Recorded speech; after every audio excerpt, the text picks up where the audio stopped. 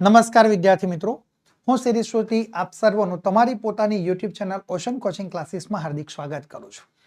વિદ્યાર્થી મિત્રો, તમે જેની ખૂબ જ આતુરતાપૂર્વક રાહ જોઈ રહ્યા હતા એ 2025ના વર્ષનું વાર્ષિક પરીક્ષા માટેનું ધોરણ 9નું બરાબર વિકાસ પરીક્ષા લક્ષી જે અસાઇનમેન્ટ છે એ સરસ મજાનું નવા રૂપ, રંગ અને ડિઝાઇન સાથે તમારા માટે આવી ચૂક્યું છે. અને એ પણ વિદ્યાર્થી મિત્રો નવી પરીક્ષા પદ્ધતિ પ્રમાણે, એટલે કે 30% હેતુલક્ષી અને 70% વર્ણનાત્મક પ્રશ્નો આધારિત જે વાર્ષિક પરીક્ષા માટેનું વિકાસ પરીક્ષા લક્ષી અસાઇનમેન્ટ આવી ચૂક્યું છે.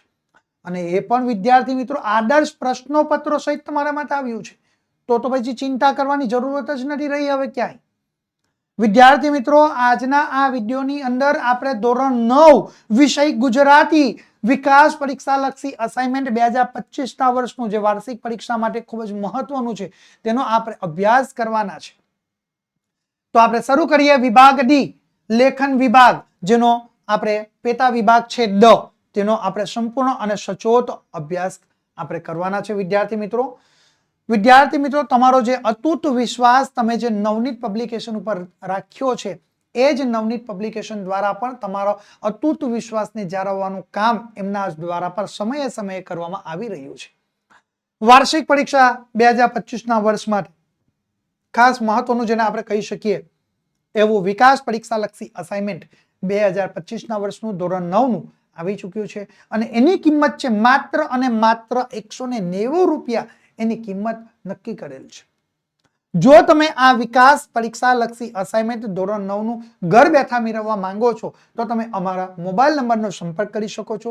અમારો મોબાઈલ નંબર છે 7046 22 22 54 નંબરનો તમે સંપર્ક કરીને તમે ઘર બેઠા આ વિકાસ પરીક્ષા લક્ષી અસાઇનમેન્ટ તમે મંગાવી શકો છો.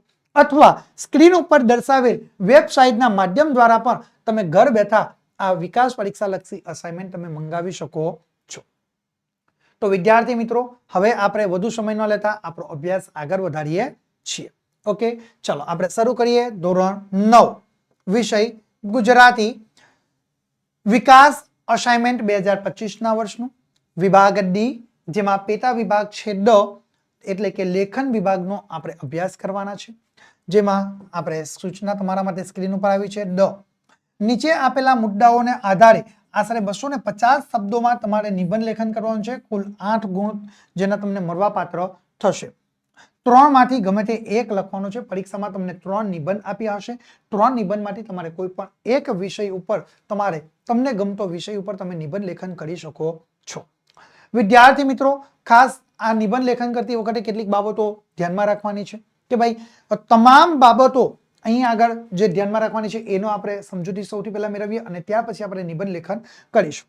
તો ભાઈ નિબંધ લેખનમાં સૌથી પહેલા જે મુદ્દાઓ આપવામાં આવ્યા છે એ તમામ મુદ્દાઓને આપણે આપણા લેખનમાં બરાબર નિબંધ લેખનમાં આપણે આવડી લેવાના છે, એટલે કે સમાવેશ કરવાનો છે. લંબાણ પૂર્વકના બહુ જ લાંબા વાક્યો આપણે ઉપયોગ કરવાનો નથી. એકના એક વાક્યોનું વારંવાર પુનરાવર્તન કરવાનું નથી.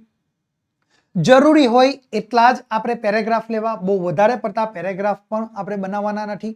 જ્યારે નિબંધ લેખન કરીએ ત્યારે ઘણા બધા વિદ્યાર્થીઓ પોઈન્ટ પાડીને નિબંધ લેખન કરે છે.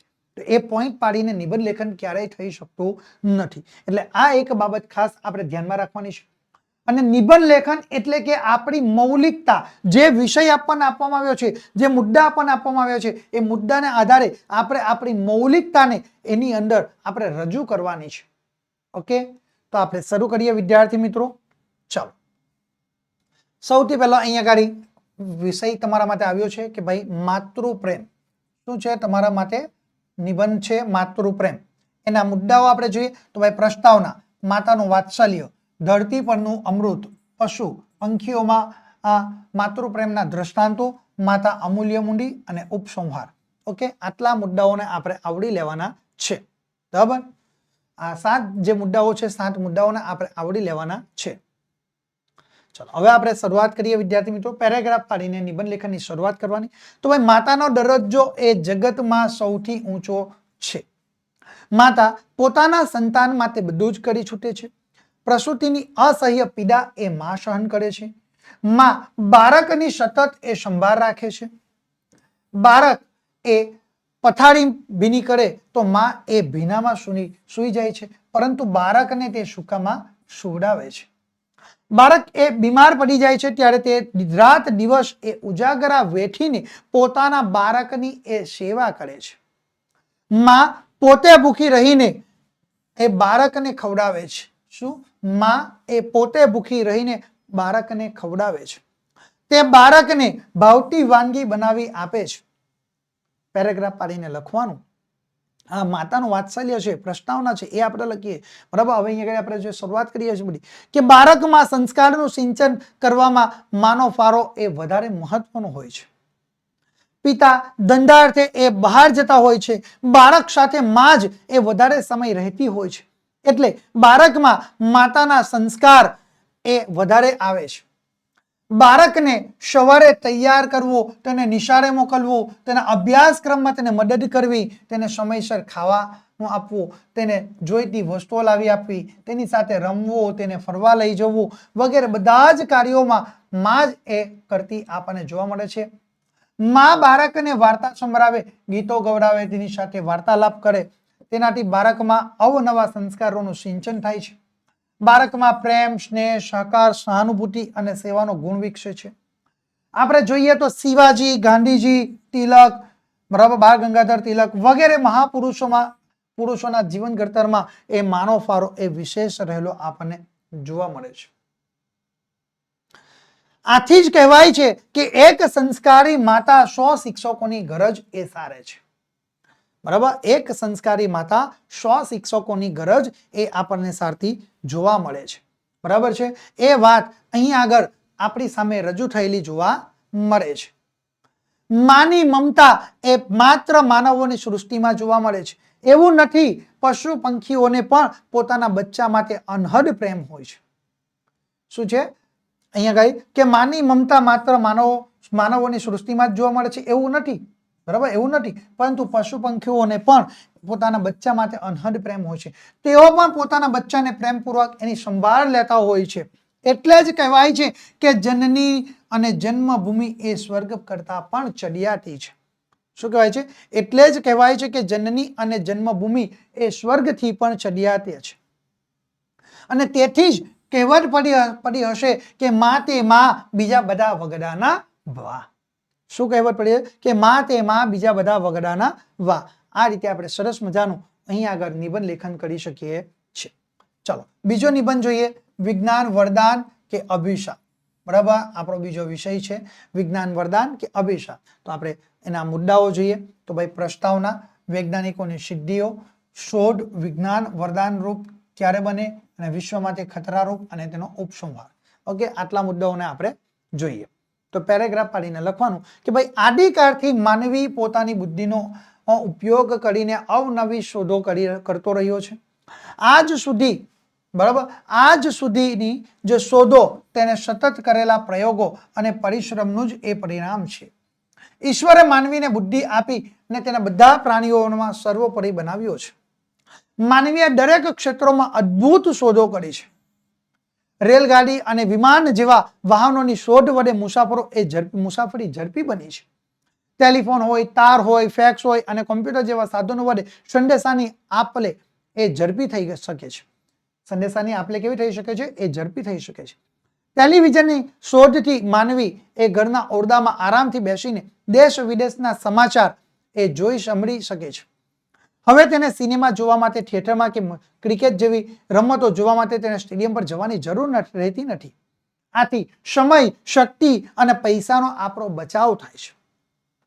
શાનો બચાવ થાય છે? આથી સમય, શક્તિ અને પૈસાનો બચાવ થાય છે. રેડિયો અને ટેપ રેકોર્ડર તેને મનોરંજન પૂરું પાડે છે. કેલ્ક્યુલેટરની મદદથી માણસ અનેક પ્રકારની જટિલ ગણતરી એ અત્યંત ઝડપથી અને ચોકસાઈપૂર્વક કરી શકે છે.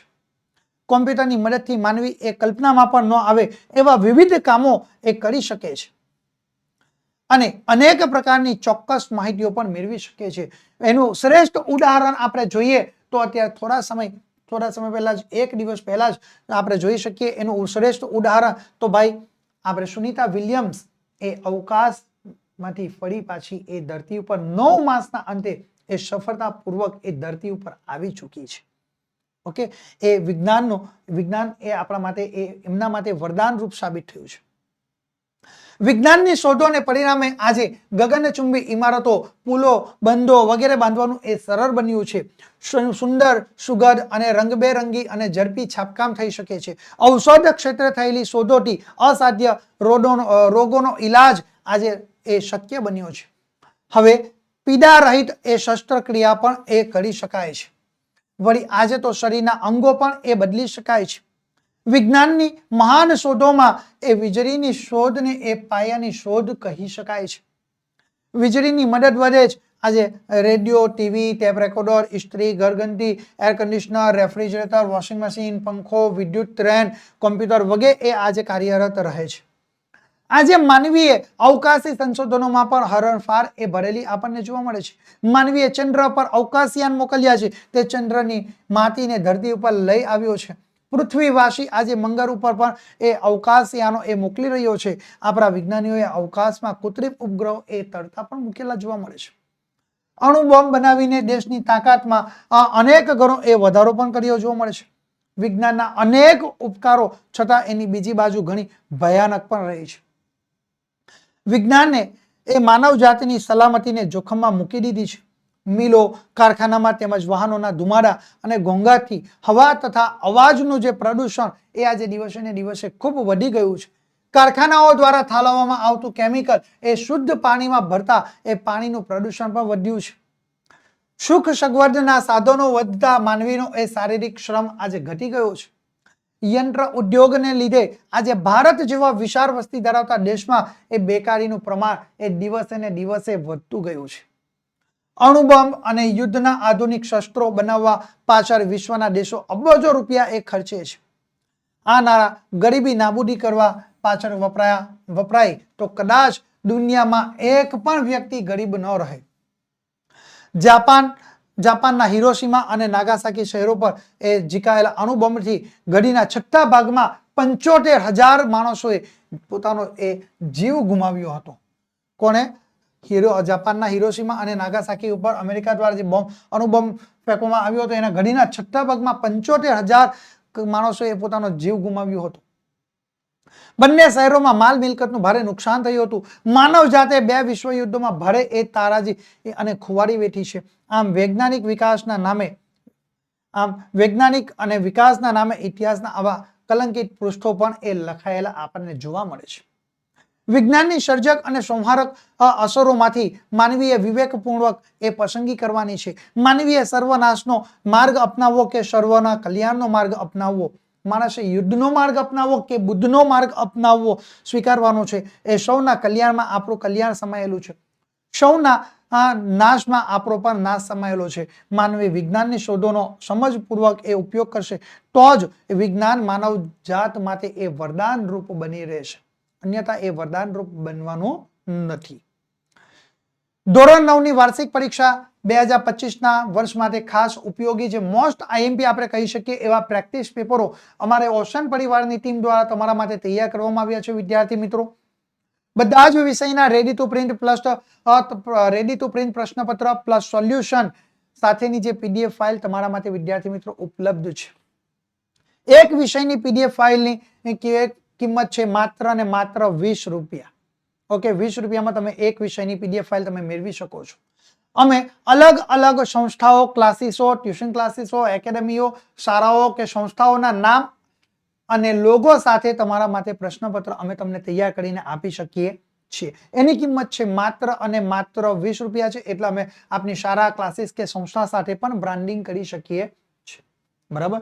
જો વિદ્યાર્થી મિત્રો તમે વોટ્સઅપ ઉપર પીડીએફ ફાઇલ મેળવવા માંગતા હો તો અમે તમને એ પણ પીડીએફ ફાઇલ મોકલી શકીએ છીએ. એ પીડીએફ ફાઇલ તમારા વોટ્સઅપ ઉપર મેળવવા માટે તમારે અત્યારે જ અમને કોલ કરવાનો છે. અમારો મોબાઈલ નંબર છે 7046222254 નંબર ઉપર તમે સંપર્ક કરીને તમે આ પીડીએફ ફાઇલ મેળવી શકો છો. ધોરણ 9ની વધારે માહિતી મેળવવા માટે અત્યારે જ તમે વોટ્સઅપ ગ્રુપમાં જોડાઈ જજો. વોટ્સઅપ ગ્રુપમાં જોડાવા માટેની લિંક વિદ્યાર્થી મિત્રો તમને નીચે ડિસ્ક્રિપ્શનમાં આપવામાં આવેલી છે. અમારો મોબાઈલ નંબર છે 7046222254 નંબર ઉપર તમે સંપર્ક કરીને તમે વધુ માહિતી મેળવી શકો છો. ચલો વિદ્યાર્થી મિત્રો, હવે આપણે વધુ સમય ન લેતા આપણો અભ્યાસ આગળ વધારીએ છીએ. આપણો ત્રીજો નિબંધ છે મારો યાદગાર પ્રવાસ. એના મુદ્દા જોઈએ આપણે તો પ્રસ્તાવના, પ્રવાસની સામાન્ય માહિતી, બસમાં મુસાફરી, જગ્યાનું કે સ્થળનું મહત્વ, પહોંચતા લાગેલો સમય, સ્થળનું વર્ણન અને ઉપસંહાર. ઓકે, આટલા મુદ્દાઓનો આપણે આવડી લેવાના છે. બરાબર, તો સૌથી પહેલા આપણે અહીં આગળ સરસ મજાની પંક્તિ દ્વારા આપણે શરૂઆત કરવાની છે વિદ્યાર્થી મિત્રો. કે નિબંધ લેખન કરો ત્યારે આપણે અલગ અલગ વિષય, ગુજરાતી, હિન્દી, અંગ્રેજી, સંસ્કૃત એ વિષયની પંક્તિઓનો આપણે સરસ મજાનો ઉપયોગ કરી શકીએ છીએ. કોઈ વિદ્વાનો હોય, કોઈ કવિઓ હોય, કોઈ લેખક હોય તો એની પંક્તિઓનો પણ આપણે ઉપયોગ કરીને સરસ મજાનો આપણે નિબંધ લેખન કરી શકીએ છીએ. તો આપણે જોઈએ પહેલી જ પંક્તિ કે ભમ્યા વિના મારે ભમવાતા ડુંગરા, જંગલની કુંજ કુંજ મારે જોવી હતી. ઉમાશંકર જોશી. સરસ અહીંયા આગળ આ વાત કહી છે પંક્તિ. પ્રવાસ એટલે અગવડો વેઠવા માટેની બાદશાહી સગવડ. એવું કોને કહ્યું છે તો ભાઈ કાકા સાહેબ કાલેલકર દ્વારા એવું કહેવામાં આવ્યું છે. આ બંને પંક્તિઓ સરસ મજાની તમે લખી શકો છો. બરાબર, અને પગપાળા એ પ્રવાસનો આનંદ કંઈક ઓર હોય છે. હું અને મારા મિત્રો દર વર્ષે 3-4 દિવસનો પગપાળા પ્રવાસ અમે લોકો ખેડીએ છીએ. ગયા વર્ષે દિવાળીની રજાઓમાં અમે કેટલાક મિત્રો સાથે મળીને ગિરનારની પરિક્રમા કરવા માટે ગયા હતા. 25મી ઓક્ટોબરે રાત્રે અમદાવાદથી બસમાં બેસીને અમે વહેલી સવારે જુનાગઢ પહોંચ્યા. ત્યાં એક ધર્મશાળામાં અમે મુકામ કર્યો. નાહી ધોઈને અમે ગિરનારની પરિક્રમા કરવા માટે ફરી પાછા નીકળી પડ્યા. અમે અમારી સાથે 2 જોડ કપડા, બરાબર છે, પ્યાલો, ટોર્ચ, નાની શેતરંજી, ચોરસો વગેરે અમે લીધા હતા. અને પરિક્રમાના માર્ગ ઉપર વહેલી સવારથી જ પદયાત્રીઓના ટોળે ટોળા ત્યાં આગળ નજરે પડતા હતા. અને સૌ પ્રથમ એ ભવનાથ મંદિરે દર્શન કર્યા અને પછી ભવનાથના દર્શન કર્યા પછી પદયાત્રાની શરૂઆત એ કરતા હતા. અમે પણ એમની પાછળ એ ચાલવા લાગ્યા. આખા રસ્તે એટલી બધી ભીડ હતી કે બધાને કીડી વેગે ચાલવું પડતું હતું. રસ્તામાં નાના નાના અનેક મંદિરો તથા ડેરીઓ આવતા હતા. સૌ યાત્રાળુઓ જય ગિરનારીનો નાદ એ ગજવતા ચાલતા હતા. સતત 3 કલાક સુધી ચાલ્યા પછી અમે એક સ્થળ ઉપર થોભ્યા. ત્યાં અમે ચા પાણી કર્યા. પછી ઘોડો આરામ કરીને અને ત્યાર પછી થોડો આરામ કરીને ત્યાર પછી શું કર્યું તેમણે? થોડો આરામ કરીને. બરાબર, ત્યાર પછી તેમણે થોડો આરામ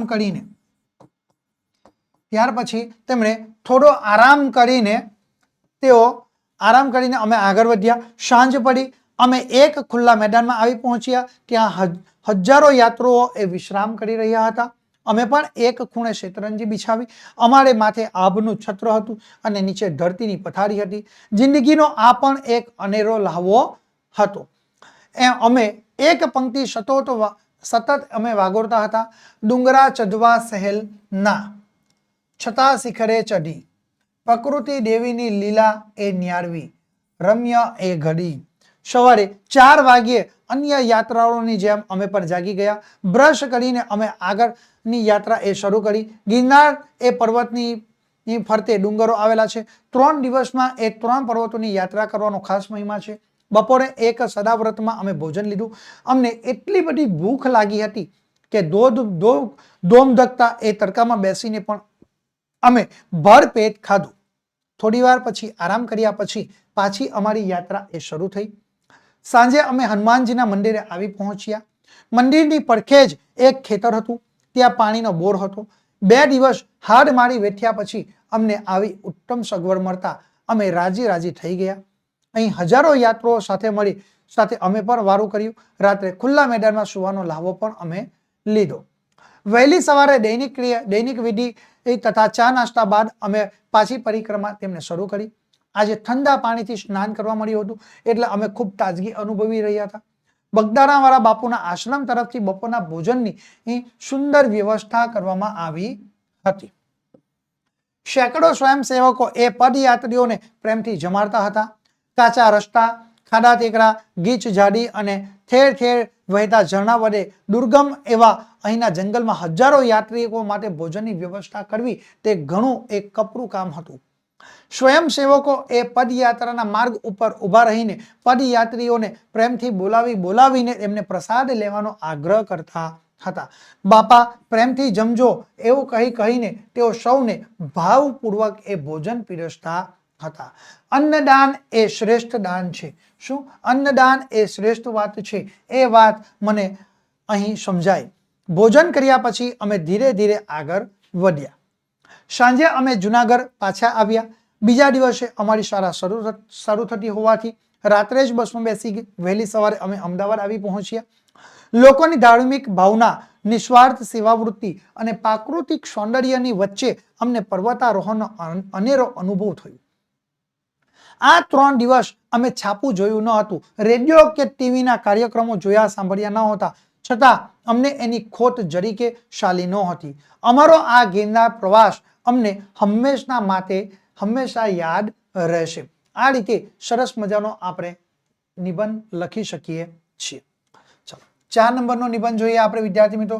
પરિશ્રમ એ જ પારસ મળી. ઓકે, તો પહેલો મુદ્દા છે, આ મુદ્દા જોઈશું. પ્રસ્તાવના, શ્રમનો મહિમા, શ્રમના લાભ, શિક્ષિત લોકોમાં શ્રમ પ્રત્યે શુભ અને ઉપસંહાર.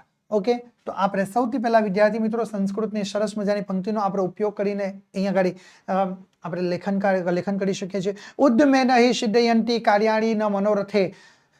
બરાબર, ચલો. અને એની સાથે આપણે લખવાનું છે સરસ મજાનું કે કોઈ પણ કાર્ય એ શ્રમ વિના એ સિદ્ધ થતું નથી. બરાબર, કોઈ પણ કાર્ય એ શ્રમ વિના સિદ્ધ થતું નથી. જંગલના રાજા સિંહને પણ શિકાર કરવા તો જવું જ પડે છે. કોઈએ ઠીક જ કહ્યું છે, મનુષ્ય મહેનત કર્યા વિના ભોજન ન કરવું જોઈએ. એ જે પરિશ્રમ કરે છે તેને જ ભોજન કરવાનો અધિકાર મળે છે. શ્રીમદ ભગવદ ગીતામાં પણ શ્રમ કર્યા વિના ભોજન નહીં લેવાનો એ અનુરોધ કરવામાં આવ્યો છે. મહાત્મા ગાંધીજીએ પણ શ્રમનું ગૌરવ કર્યું હતું. સત્યાગ્રહ આશ્રમમાં તેઓ નિયમિત એ શ્રમ યજ્ઞ કરતા અને તમામ આશ્રમવાસીઓને એ શ્રમ યજ્ઞમાં સામેલ પણ કરતા હતા. જે વ્યક્તિ કોઈની દયા પર જીવે છે તેને લાંબા ગાળે એ ઘણું નુકસાન થાય છે. જે વ્યક્તિ શ્રમ આધારિત એ જીવન ગુજારે છે તે સુખ અને સંતોષ એ વ્યક્તિ પામે છે. બાળકોમાં શાળા જીવન દરમિયાન જ એ શ્રમ કરવાની ટેવ કેળવાય તે માટે વિદ્યાર્થીઓ પાસે આપણે વર્ગ સફાઈ, મેદાનની સફાઈ, બાગકામ વગેરે એ શ્રમની પ્રવૃત્તિઓ આપણે કરાવવામાં આવે છે. સમાજનો શિક્ષિત વર્ગ મોટે ભાગે એ શ્રમથી દૂર ભાગે છે. શું? સમાજનો શિક્ષિત વર્ગ એ મોટે ભાગે શ્રમથી દૂર ભાગે છે. આવા લોકો પરિશ્રમ વિશે આલંકારિક ભાષામાં સુંદર લેખ લખી શકે, પરંતુ વાસ્તવિક જીવનમાં તે શ્રમ કરવાનું પસંદ કરતો નથી. લોકો કડિયા, સુથાર, લુહાર, દરજી કે ખેડૂતના શ્રમને આજે પણ હલકું કામ સમજે છે. કોને લોકો કડિયા કામ, સુથાર કામ, લુહાર કામ, દરજી કે ખેડૂતના શ્રમને આજે હલકું કામ સમજે છે. ઓફિસમાં બેઠેલા અધિકારીઓ અને કારકુનો એ ખુરશીમાં બેઠા પોતાના કાર્યો એ બીજા લોકોની પાસે એ કરાવવામાં જ પોતાની એ મહત્તા સમજે છે. શારીરિક શ્રમ પ્રત્યેની સૂંઘ એ આપણા દેશનું મોટામાં મોટું દૂષણ છે. શારીરિક શ્રમ કરવાથી સ્વાસ્થ્ય સારું રહે છે. બેઠાડું જીવન જીવનાર વ્યક્તિઓ અનેક રોગોના ભોગ બને છે. આવા લોકો તન અને મનથી સ્વસ્થ રહી શકતા નથી. વિદેશોમાં શ્રમની બાબતે આપણા દેશ કરતા જુદી જુદી પરિસ્થિતિ છે. ત્યાં શ્રમનું ગૌરવ કરવામાં આવે છે. ત્યાં દરેક વ્યક્તિ પોતાનું કામ જાતે જ કરે છે. ઘરકામને માટે લોકો ભાગ્યે જ એ નોકર ચાકર રાખે છે. અમેરિકામાં દરેક જણ પોતાની ગાડી પોતાની જાતે જ એ ધુએ છે. વિદેશમાં કોઈ કામને નાનું કે હલકું ગણવામાં આવતું નથી. ત્યાં જો કોઈ વ્યક્તિ પોતાનું કામ જાતે ન કરે તો તેનો રોજિંદો જીવન વ્યવહાર જ ખોરવાઈ પડે. આપણા દેશમાંથી પરદેશ ગયેલા ઘણા લોકો એ હોટલમાં કપ રકાબી ધોવાથી માંડીને શેરીઓમાં એ વારવા સુધીના કામો પણ એ કરે છે. વિદેશ ગયેલો ભારતીય નાગરિક ત્યાં શારીરિક શ્રમ કરે છે, પણ એ અહીં પરત આવે ત્યારે વળી પાછો એ સેટ થઈ જાય છે. પ્રાચીન કાળમાં ઋષિમુનિઓ દ્વારા સ્થાપવામાં આવેલી આશ્રમ શાળાઓમાં શ્રમનો ખૂબ મહિમા હતો. આપણા દેશના ઘણા મહાપુરુષોએ શ્રમનું વિશેષ ગૌરવ કર્યું છે. ગાંધીજી હોય, સરદાર વલ્લભભાઈ પટેલ હોય, વિનોબા ભાવે હોય, રવિશંકર મહારાજ હોય, બબલભાઈ મહેતા વગેરે તેમના જીવનમાં સાદાઈ અને શ્રમને જ એ પ્રાધાન્ય આપ્યું છે. કઠોર પરિશ્રમનો કોઈ વિકલ્પ નથી. આપણે પરિશ્રમ રૂપી પારસમણીના સ્પર્શથી જ એ સુખી થઈ શકીએ છીએ. આથી આપણે શ્રમ કરવા માટે હર હંમેશ તત્પર રહેવું જોઈએ. ચાલો આગળ 5 નંબરનો નિબંધ જોઈએ વિદ્યાર્થી મિત્રો. શિયાળાની સવાર. એના મુદ્દા આપણે જોઈશું. તો ભાઈ પ્રસ્તાવના, સવારનું વાતાવરણ, ગામડાનું દ્રશ્ય, પ્રાકૃતિક સૌંદર્ય, ગ્રામજનોની પ્રવૃત્તિ અને શહેરનું દ્રશ્ય, શહેરીજનોની પ્રવૃત્તિ અને ઉપસંહાર. ઓકે વિદ્યાર્થી મિત્રો, ચલો આપણે જોઈએ. સવારનો સમય પ્રસન્નતાનો સમય હોય છે. ઋતુએ સવારની પ્રાકૃતિક શોભા અને તેના રૂપ રંગ એ નિરાળા હોય છે. એમાંય શિયાળાની સવાર એ સવિશેષ આહલાદક હોય છે. એ આપણને આખા વર્ષ માટે તંદુરસ્તીનું ભાથું બાંધી લેવાનું એ સુવર્ણ તક પૂરી પાડે છે. શિયાળાની સવાર સાથે નિસર્ગની એ અદ્ભુત છટાઓ પ્રગટ કરતી કવિ કલાપીની પંક્તિઓ આપણે જોઈએ. ઉગે છે સુરખી ભરી એ રવિ મૃદુ હેમંતનો પૂર્વમાં, ભૂરું છે નભ સ્વચ્છ દિશતી એકે નથી વાદળી, ઠંડો હિમ ભર્યો વહે અનિલ સો ઉત્સાહને પ્રેરતો, જે ઉત્સાહ ભરી દિશે સુખ ઉડી ગાતા મીઠા ગીતડા. શિયાળાના દિવસો ટૂંકા અને રાત લાંબી હોય છે. સૂર્યાસ્ત થતા જ ચોમેર ઠંડીનું સામ્રાજ્ય એ ચારેય દિશાની અંદર આપણને ફેલાઈ જતું પણ જોવા મળે છે.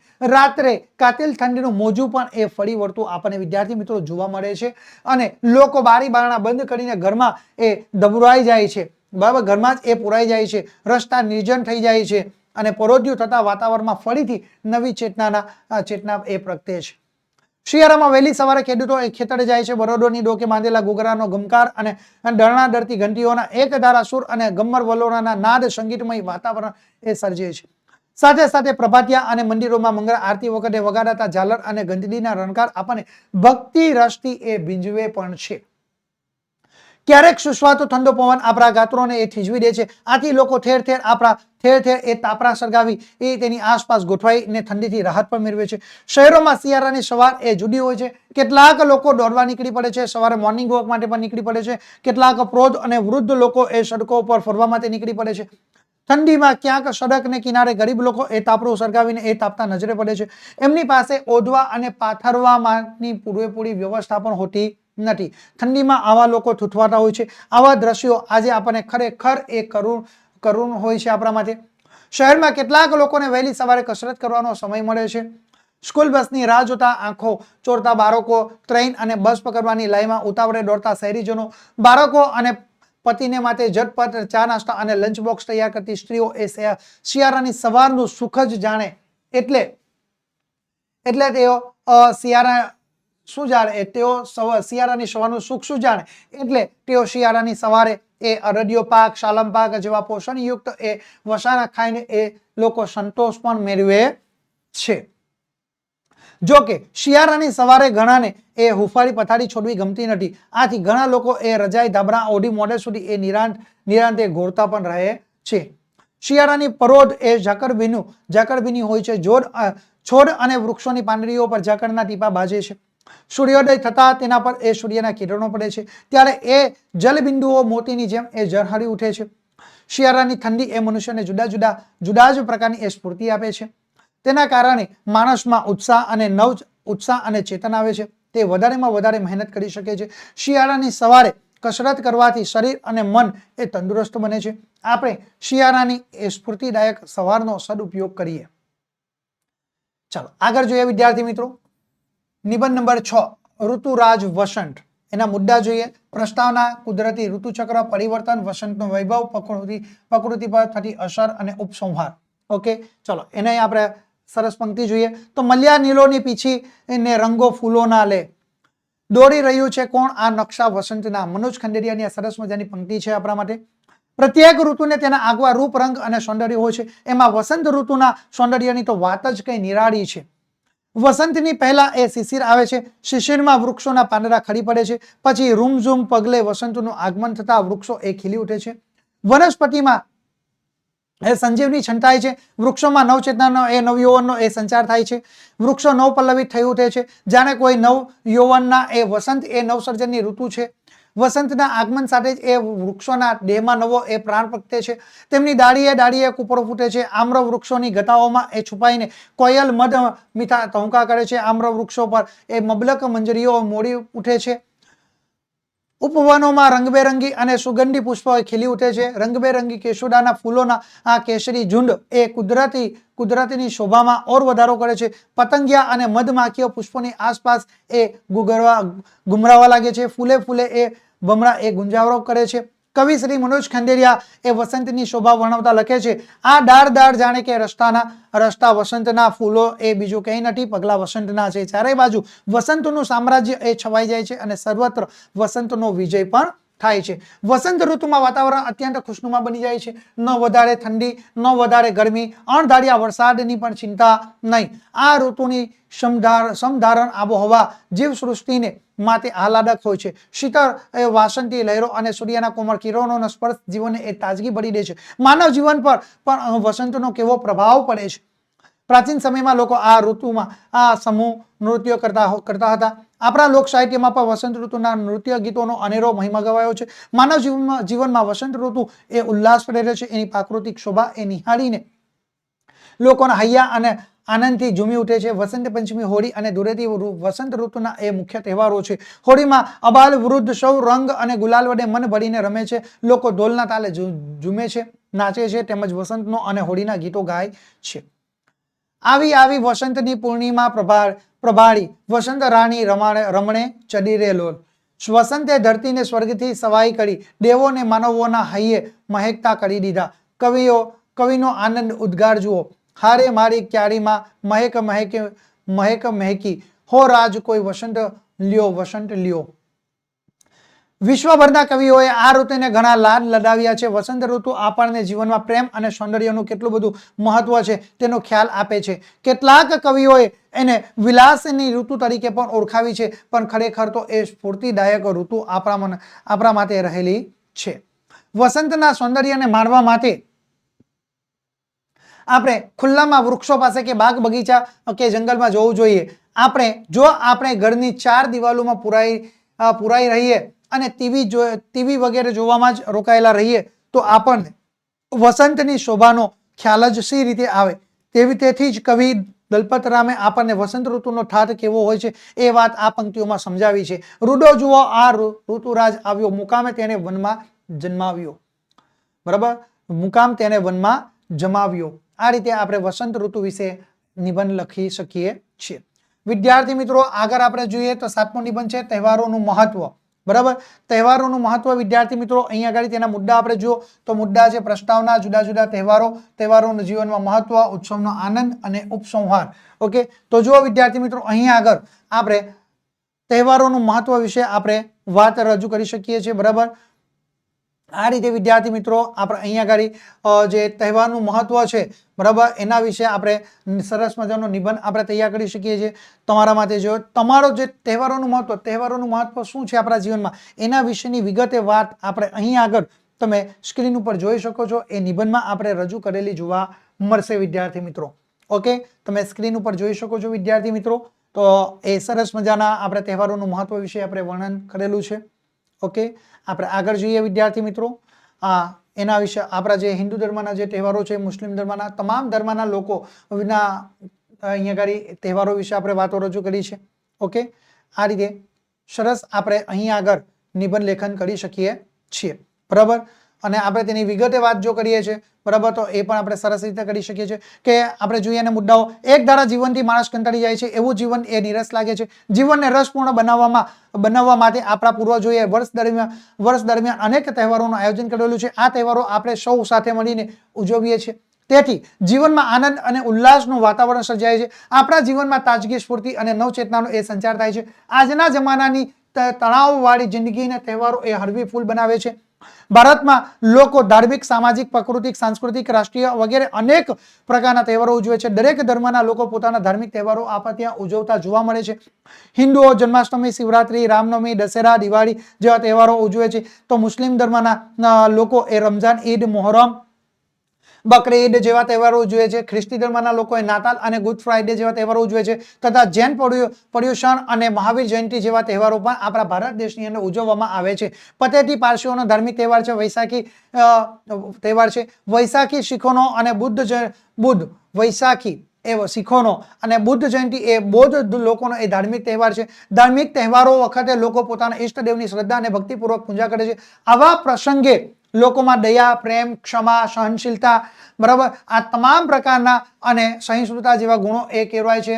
બરાબર, એની સાથે સહનશીલતાના ગુણો પણ કેળવાય છે। રક્ષાબંધન, ભાઈબીજ અને ઉત્તરાયણ અને સામાજિક તહેવારો કહી શકાય। સમાજના બધા જ લોકો આ તહેવારો ઉજવે છે। આવા તહેવારોની ઉજવણીથી પરસ્પર ભાઈચારાની ભાવના પણ કેળવાય છે। મહાસુદ પાંચમે આવતી વસંત પંચમીને પ્રાકૃતિક તહેવાર ગણી શકાય. આવા તહેવારોની ઉજવણીથી લોકો એ પ્રકૃતિ પ્રેમી બને છે અને નૈસર્ગિક એ રમણીય વાતાવરણનો આનંદ પણ માણે છે. સાંસ્કૃતિક તહેવારો આપણી સંસ્કૃતિની પરંપરાને એ ધબકતી રાખે છે. નવરાત્રી ભલે એ ધાર્મિક તહેવાર હોય, પરંતુ નવરાત્રી દરમિયાન ગવાતા ગરબામાં આપણી ભારતીય સંસ્કૃતિનું પ્રતિબિંબ પડે છે. તહેવારો એ સામાજિક જીવનને એ ઘનિષ્ઠ બનાવે છે. તે માણસ અને માણસ વચ્ચેનું અંતર ઓછું કરે છે. ભારત જેવા કૃષિ પ્રધાન દેશમાં હોળી, ધૂળેટી અને દિવાળીને વાવણી, કાપણી અને પાક લેવા માટે સાથે સંબંધ છે. તહેવારો એ સ્વસ્થ જાળવવામાં પણ મદદરૂપ થાય છે. જેમ કે ફાગણમાં આવતી હોળીમાં ધાણી, ચણા અને ખજૂરનું મહત્વ છે. આ ચીજો એ કફનાશક અને શક્તિવર્ધક છે. આમ તહેવારો એ જીવન પોષક અને સ્વવર્ધક બની રહે છે. સ્વાતંત્ર્ય દિન, પ્રજાસત્તાક દિન અને ગાંધી જયંતિ જેવા રાષ્ટ્રીય તહેવારો એ રાષ્ટ્રીય એકતા જાળવી રાખવામાં મહત્વનો ભાગ ભજવે છે. નાત જાતના ભેદ ભૂલીને લોકો આ તહેવારો આનંદ અને ઉલ્લાસથી ઉજવે છે. તેથી આપણી રાષ્ટ્રભાવના કેળવાય છે. ગાંધી જયંતિના દિવસે આપણે ગાંધીજીના જીવન અને કાર્યોમાંથી આદર્શ જીવન જીવવાની પ્રેરણા આપણે મેળવીએ છીએ. તહેવારોની ઉજવણીથી આપણા પરસ્પરના સંબંધોમાં મીઠાશ આવે છે. આપણે એકબીજાને સારી રીતે ઓળખતા સમજતા થઈએ છીએ. આપણે માફ કરો અને ભૂલી જાઓની ભાવના આપણે કેળવીએ છીએ. તહેવારોની ઉજવણીમાં સંયમ જળવાય અને બીજાને અગવડ ન પડે તેની કાળજી રાખવામાં આવે તો તહેવારો સૌને માટે આનંદદાયી અને ફળદાયી બની રહે છે. ચાલો આગળનો 8મા નંબરનો નિબંધ જોઈએ ફટાફટ. તો જાગ્યા ત્યારથી સવાર. ઓકે, મુદ્દા પ્રસ્તાવના ભૂલ થવી સાહજિક છે. ભૂલને પુનરાવર્તિત ન કરવી જોઈએ. ભૂલને સુધારવાના પ્રયત્ન કરવા જોઈએ અને ઉપસંહાર છે વિદ્યાર્થી મિત્રો. ઓકે, ચાલો. જાગ્યા ત્યારથી સવાર આ કહેવતને બીજી રીતે રજૂ કરવી હોય તો ભૂલ્યા ત્યારથી ફરી ગણો એમ કહી શકાય. તેનો એવો અર્થ થાય છે કે જે ક્ષણે આપણને ભૂલ સમજાય તે જ ક્ષણે આપણે તેનો નિખાલસતાથી આપણે તેનો સ્વીકાર કરીને તેને સુધારી લેવો પણ જોઈએ. એટલે ટૂંકમાં આપણે એવું કહી શકીએ વિદ્યાર્થી મિત્રો કે જાગ્યા ત્યારથી સવાર.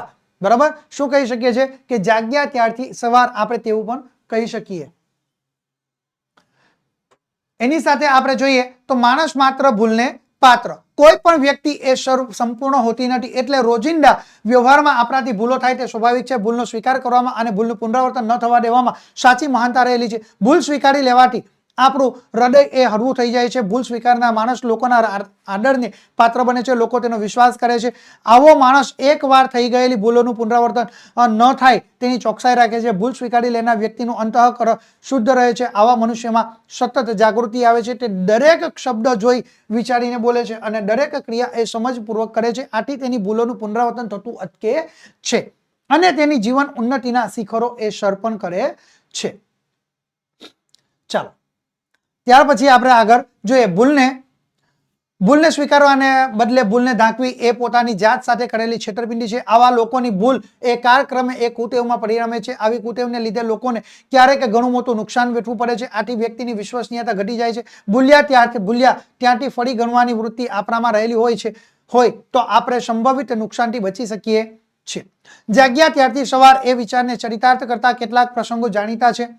કલિંગ સાથેના યુદ્ધમાં પોતે કરેલી સંહાર લીલાના ભીષણ દ્રશ્યો જોઈને સમ્રાટ અશોકને યુદ્ધની નિર્થકતાનો ખ્યાલ આવ્યો અને તેણે તે જ ક્ષણથી સદાને માટે પોતાની તલવાર મ્યાન કરી રહીને એ ધર્મ રાજ્યની સ્થાપના કરી. ગાંધીજીને ચોરી કર્યા બદલ પસ્તાવો થતા તેમણે પોતાની એ ભૂલનો એકરાર કરતી ચિઠ્ઠી પોતાના પિતાને લખી અને તેમની પાસેથી કઠોર સજાની માંગણી પકડી. સુધરવા માટે અને નવી શરૂઆત કરવા માટે કોઈ પણ સમય મોટો નથી હોતો.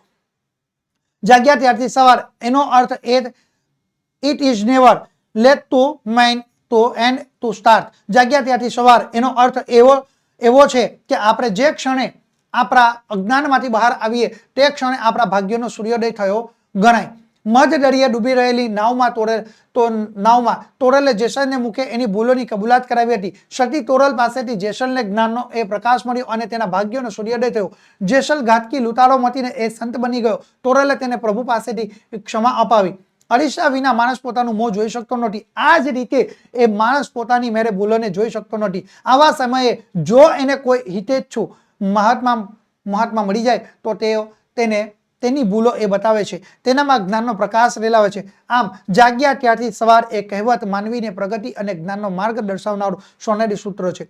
આપણે સમયસર આ સૂત્રના હાર્દને સમજી લઈ સત્ય, જ્ઞાન અને પ્રકાશ તરફ લઈ કરી શકીએ છીએ. ચાલો આગળ જોઈએ. 9 નંબરનો આપણો નિબંધ છે વિદ્યાર્થી મિત્રો, જીવનમાં પુસ્તકોનું મહત્વ. ઓકે, એના મુદ્દા જો પ્રસ્તાવના, પુસ્તકો સારા મિત્રો, આદર્શ પુસ્તકોથી બદલાયેલા મહાપુરુષોના જીવન અને ઉપસંહાર. ઓકે વિદ્યાર્થી મિત્રો, ચલો આપણે ઝડપથી જોઈએ. આપણે અભ્યાસક્રમ માટે નિયત થયેલા પુસ્તકો વાંચીએ છીએ. તેનાથી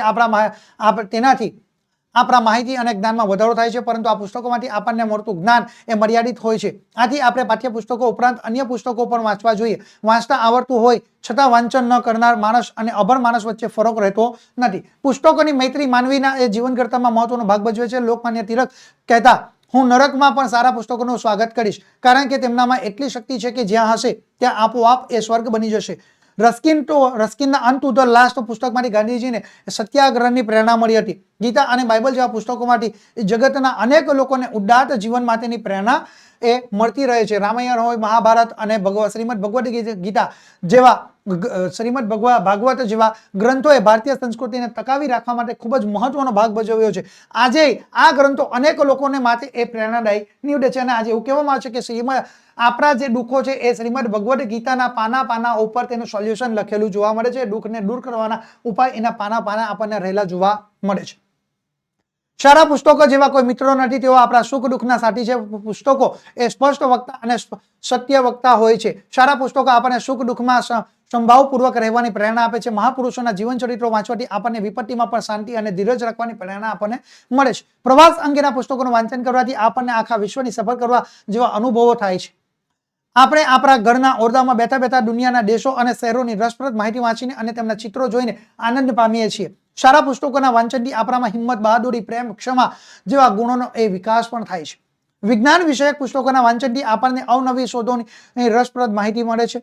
સારા પુસ્તકો અંધશ્રદ્ધા, વહેમ અને કુરિવાજોને દૂર કરવામાં મહત્વનો ભાગ ભજવી શકે છે. સારા પુસ્તકો આપણને મૂંઝવણમાંથી એ માર્ગ કાઢી આપે છે. ગાંધીજી કહેતા, જ્યારે મને મૂંઝવણ થાય છે ત્યારે હું ગીતામાંથી માર્ગદર્શન મેળવું છું. પુસ્તકો અરીસા જેવા છે, તે આપણને આપણા વ્યક્તિત્વનો પરિચય કરાવે છે. એક લેખકે સાચું જ કહ્યું છે કે તમે શું વાંચો છો તે વાંચો છો એ મને કહો તો તમે કેવા છો એ હું તમને કહીશ. છીછરા અને અશ્લીલ પુસ્તકોના વાંચનથી લોકો ગેરમાર્ગે દોરાય છે અને તેમનું જીવન એ બરબાદ થઈ જાય છે. આજના ટેલિવિઝન યુગમાં વાંચન પ્રત્યેની લોકોની રુચિ એ દિવસે ને દિવસે ઘટતી જાય છે. લોકોનો મોટાભાગનો સમય એ ટીવી જોવામાં જ એ પસાર થઈ જાય છે. પુસ્તકાલયોમાં એ વાચકોની સંખ્યા ઉત્તરોત્તર ઘટતી જાય છે. આમ છતાં આજે પણ સારા પુસ્તકોનું મહત્વ ઓછું નથી. એટલે સારા પુસ્તકો છપાય અને વંચાય તે પણ ખરા. આપણે આપણું જીવન ઘડતર કરનારા પુસ્તકોની મૈત્રી કેળવીએ અને તેમની પાસેથી સાચું અને યોગ્ય માર્ગદર્શન પ્રાપ્ત કરીએ. ચાલો વિદ્યાર્થી મિત્રો, 10મા નંબરનો નિબંધ જોઈએ. હાયરે મોંઘવારી, બરાબર. એના મુદ્દા છે પ્રસ્તાવના, ભારતનો ભવ્ય ભૂતકાળ, મોંઘવારી વધવાના કારણો, મોંઘવારીની માનવ જીવન પર અસરો, મોંઘવારી વધતી અટકાવવાના ઉપાયો અને ઉપસંહાર. ઓકે. માનવીની મૂળભૂત જરૂરિયાત 3 જરૂરિયાતો છે: રોટી, કપડાં અને મકાન. દરેક માનવીની આ જરૂરિયાતો સંતોષાવી જ જોઈએ, પરંતુ આજે સામાન્ય માણસ એ કાળી મજૂરી કરે તો પણ પોતાના કુટુંબનું ભરણપોષણ સહેલાઈથી કરી શકતો નથી. દેશના કરોડો લોકો એ કૂદકે ને ભૂસકે એ વધી રહેલી મોંઘવારીથી પરેશાન છે. એવી દલીલ થાય છે કે જગત આખામાં મોંઘવારી વધી રહી છે, જેની અસર આપણા દેશમાં પણ થાય છે. પરંતુ આ દલીલમાં થોડુંક જ સત્ય છે. વૈભવશાળી ભારતનો ભવ્ય ભૂતકાળ આજે કલ્પનાની વાત જ બની ગયો છે. એવું કહેવાય છે કે આપણા દેશમાં ઘી, દૂધની નદીઓ વહેતી હતી. સામાન્ય આવકમાં પણ મોટાભાગના લોકો પોતાની પ્રાથમિક જરૂરિયાતો સહેલાઈથી મેળવી શકતા હતા. રૂપિયાને ગાડાના પૈંડા જેવડો મોટો ગણવામાં આવતો હતો. 1 રૂપિયામાં જીવન જરૂરિયાતની મબલક ચીજ વસ્તુઓ આપણે ખરીદી શકાતી હતી. લોકોનું જીવન એ સંતોષી અને સુખી હતું. બરાબર. સોંઘવારીની એ પરિસ્થિતિ હવે બદલાઈ ગઈ છે. પહેલા સામાન્ય નોકરી કરનાર વ્યક્તિને 1 માસનો જે પગાર મળતો હતો એટલી જ રકમ આજે 1 દિવસના પગાર પેટે મળે છે. છતાં તેને મળતી સુખ શાંતિ આજે અદ્રશ્ય થઈ ગયા છે. આજે જીવન જરૂરિયાતની ચીજ વસ્તુઓના ભાવો એ કૂદકે ને ભૂસકે વિદ્યાર્થી મિત્રો આજે વધતા જોવા મળે છે. આજે આપણે ચા, દૂધ, ખાંડ, તેલ, બરાબર, કેરોસીન, મીઠું, અનાજ, સાબુ, આપણા જીવન જરૂરિયાતની તમામ પ્રકારની વસ્તુઓ મેળવવામાં આજે મોટા ભાગની આવક આપણી ખર્ચાઈ જતી આપણને જોવા મળે છે, વપરાઈ જતી આપણને જોવા મળે છે. સામાન્ય માણસ એ અન્ય વસ્તુઓનો તો વિચાર જ કરી શકતો નથી. તેમાં પણ કમાનાર એક હોય અને ખાનાર ઘણા હોય એવા કુટુંબની મુશ્કેલીઓનો પાર નથી રહેતો. હંમેશા સાત સાધો ને તેર તૂટે તેવી સ્થિતિ હોય છે. મોંઘવારીની સૌથી માઠી અસર એ મધ્યમ વર્ગ પર પડી રહે છે. તેને ઘર ચલાવવા ઉપરાંત કૌટુંબિક અને સામાજિક પ્રસંગો ઉકેલવાના હોય છે, તે માટે તેને દેવું કરવું પડે છે. મોંઘવારી એ વધવાના અનેક કારણો છે, તેમાં સંગ્રહખોરી, નફાખોરી, કૃત્રિમ અછત, કાળાબજાર વગેરે એ મુખ્ય છે. સરકારે સંગ્રહખોરી, નફાખોરી અને કાળાબજાર જેવા અપરાધો આચરનારાઓ સામે કડક હાથે કામ લેવું જોઈએ. સરકાર અને ખાનગી પેઢીઓના માલિકો પોતપોતાના કર્મચારીઓને પગાર વધારા આપે છે, પરંતુ પગાર વધારાના પ્રમાણમાં મોંઘવારી એ અનેક ગણી વધી જાય છે. મોંઘવારી માં થતા વધારા માટે આંતરરાષ્ટ્રીય અર્થવ્યવસ્થાને પર થોડે ઘણે અંશે આપણે જવાબદાર ગણવામાં આવે છે. દાખલા તરીકે જે અરબો પેટ્રોલિયમ પેદાશોની કિંમતોમાં વધારો કરે છે, આરબના જે દેશો છે એ પેટ્રોલિયમ પેદાશોની કિંમતોમાં વધારો કરે તો બીજી એ ચીજ વસ્તુના ભાવો પર તેની અસર થતી જોવા મળે છે. જેમ કે વાહન ભાડામાં વધારો થાય છે, પરિણામે અનાજના અને શાકભાજીના ભાવો પર દિવસે ને દિવસે વધે છે. મોંઘવારી વધારા માટે કઈક અંશે પ્રજા પર જવાબદાર છે. કોઈ પણ વસ્તુની અછત થતા શ્રીમંત લોકો મોં માંગ્યા દામ આપીને વસ્તુઓ ખરીદી લેવા પડાપડી કરે છે. મોંઘવારીને લીધે સામાન્ય માનવી એ સતત બે છેડા ભેગા કરવાની એ ચિંતામાં ડૂબેલો રહે છે. આપઘાતના કેટલાક કિસ્સાઓના મૂળમાં આર્થિક ચિંતા પર રહેલી જો હોય છે. મોંઘવારીમાં પીસાઈ રહેલો માણસ તહેવારો અને શુભ પ્રસંગે મુક્ત અને ઉજવી શકતો નથી. તે પોતાના જીવનનો પૂરેપૂરો આનંદ માણી શકતો નથી. મોંઘવારી વધતી રહે છે અને માણસ એ સસ્તો થઈ રહ્યો છે. કેટલાક લોકોને તેમના શ્રમનું પૂરેપૂરું વળતર અપાતું નથી. ગૃહ ઉદ્યોગો દ્વારા સામાન્ય માનવીને કમાણી થાય તેવું આયોજન પણ થવું જોઈએ. વેપારીઓએ પોતાની નૈતિક ફરજ સમજીને બેફામ ભાવ વધારો અટકાવવો જોઈએ. મોંઘવારીને કાબૂમાં રાખવા સરકારે પણ યોગ્ય ઉપાયો કરવા જોઈએ. આપણા સૌના સહિયારા પ્રયાસોથી જ આપણે મોંઘવારીને અંકુશમાં પણ લાવી શકીએ છીએ. વિદ્યાર્થી મિત્રો, ગુજરાતી વિષયના નવા અપડેટ મેળવવા માટે તમે અત્યારે જ અમારા વોટ્સઅપ ગ્રુપમાં જોડાઈ જજો. વધારે માહિતી મેળવવા માટે તમે અત્યારે જ અમારા મોબાઈલ નંબરનો સંપર્ક કરી શકો છો. અમારો મોબાઈલ નંબર છે 7046222254. વિદ્યાર્થી મિત્રો, આજના આ વિડીયોની અંદર આપણે વિભાગ ડી એટલે કે લેખન વિભાગ, બરાબર, જેમાં આપણે વિભાગ ડી નો જે પેટા વિભાગ છે તેનું સંપૂર્ણ અને સચોટ સોલ્યુશન મેળવી ચૂક્યા છે. વિદ્યાર્થી મિત્રો, અહીં આગળ આપણું ધોરણ 9 નું વિકાસ પરીક્ષા લક્ષી જે અસાઇનમેન્ટ છે એનું સંપૂર્ણ અને સચોટ સોલ્યુશન, સમગ્ર સોલ્યુશનના વિડીયો આપણે તૈયાર કરી નાખ્યા છે. તો અહીં આગળ આપણે વિકાસ પરીક્ષા લક્ષી અસાઇનમેન્ટ આમનું સોલ્યુશન આપણે પૂર્ણ જાહેર કરીએ છીએ. વિદ્યાર્થી મિત્રો, આપણે આદર્શ પ્રશ્નપત્ર સાથે ફરી પાછા મળીશું. થેન્ક યુ વિદ્યાર્થી મિત્રો.